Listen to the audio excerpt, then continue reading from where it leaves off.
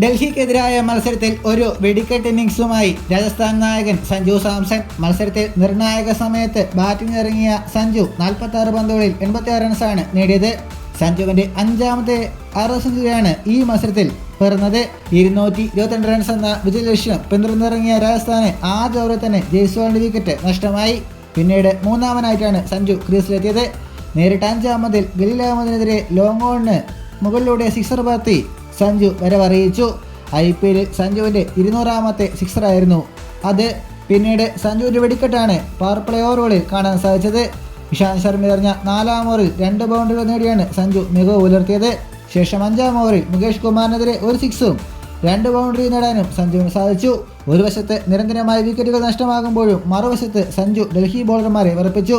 അർദ്ധ സെഞ്ചുറിക്ക് ശേഷം വെടിക്കെട്ട് ബാറ്റിംഗ് തുടർന്ന സഞ്ജു 8 ബൗണ്ടറികളും 6 സിക്സുമാണ് ഇന്ന് അടിച്ചെടുത്തത്. മത്സരത്തിൽ സഞ്ജുവിന്റെ പുറത്താകലും വിവാദത്തിന് വഴിവെച്ചിട്ടുണ്ട്. ലോങ് ഓണിൽ സഞ്ജുവിന്റെ ക്യാച്ച് എടുത്ത ഷായ് ഹോപ്പിന്റെ കാല് ബൗണ്ടറി ലൈനിൽ ടച്ച് ചെയ്തിട്ടുണ്ട് എന്നതാണ് വീഡിയോ ദൃശ്യങ്ങളിൽ കാണാവുന്നത്. എന്നാൽ തേർഡ് അമ്പയർ കൃത്യമായ പരിശോധനകളില്ലാതെ തന്നെ ഔട്ടായി പ്രഖ്യാപിക്കുകയായിരുന്നു. ഇത് ഗ്രൗണ്ടിൽ തന്നെ സഞ്ജു ചോദ്യം ചെയ്തു. എന്നാൽ ഫീൽഡ് അമ്പയർ സഞ്ജുവിന്റെ ചോദ്യം ചെയ്യലിന് അനുകൂലമായി പ്രതികരിച്ചില്ല.